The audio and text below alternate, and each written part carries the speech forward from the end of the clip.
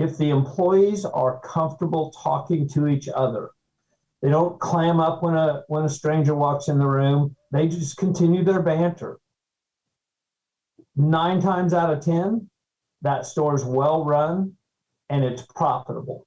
Welcome to the Business of Parenting podcast. Tune in as we discuss the principles of successful parenting as a business professional. Here's your host, Jason Harris. What it makes such a big difference in business, and I think the reason that you can see it in business is because you can actually see it in the numbers, right? Like both of us have had the opportunity to be in many dealerships, and I can walk into a dealership and I can tell, all right, when the concept of positive reinforcement is being utilized within the staff. There's something in the air, right? Like there's this sense of happiness or accomplishment, right? That, and I'm thinking of like some of the best sports teams also are kind of the same way, right? It's not necessarily that they won the game, that they left everything out on the field. And, to be able to be able to execute that leaving of everything onto the field, well, that comes from positive reinforcement, not from yelling and screaming. All right, someone's definitely not going to give it their all and leave everything on the field when you're being negative with them. But we see this, but it's an easy thing to measure in business because you can actually see it in the real numbers. You can see higher conversion rates. You can see more profitability. You can see how the method or the concept of positive reinforcement affects the business from a financial perspective. But that's not necessarily something we do at home. We don't, or I don't necessarily keep a P&L statement on my kids. Maybe I should, and that might be a good podcast for another time. But it's those little deposits, those positive reinforcement deposits that you're putting into the bank, so that when a negative one comes by, and it will suck out from the bank, but the bank is always maintaining a positive balance. It's so important. It's so important. And I find for myself, I have to be 100% honest with you.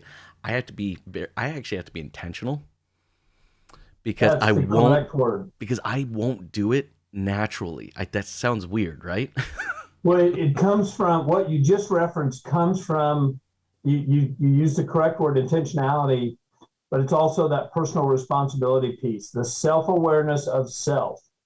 And if I could give you, if we're the analogy with the P&L sheet, if I could give you a line item on that for me is a huge indicator, because a lot of times we walk into these stores, we don't have a sense of how this store is operated, how it's run. You can see the social media side, but until you visited, you don't know it in person.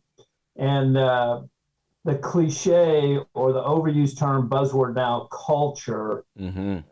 As soon as you walk into a store, at least as soon as I walk into a store, I can measure that almost immediately. And here's how. If the employees, meaning whether you're in the service area, whether you're on the sales floor, whether you're in the accounting department, whatever department you're in, if the employees are comfortable talking to each other, they don't clam up when a stranger walks in the room, they just continue their banter.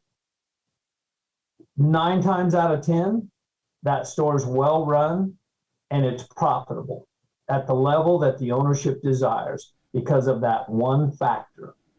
If the employees are comfortable talking to each other, they will be comfortable talking to your customers, the people who walk in wanting to buy a vehicle. Well, and look, it's the power of positivity. It's infectious. It truly is. Totally. But equally so, negativity is also infectious.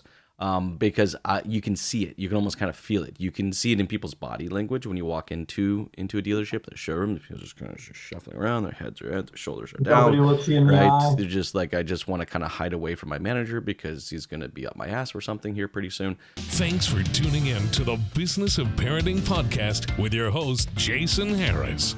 Don't want to miss new content?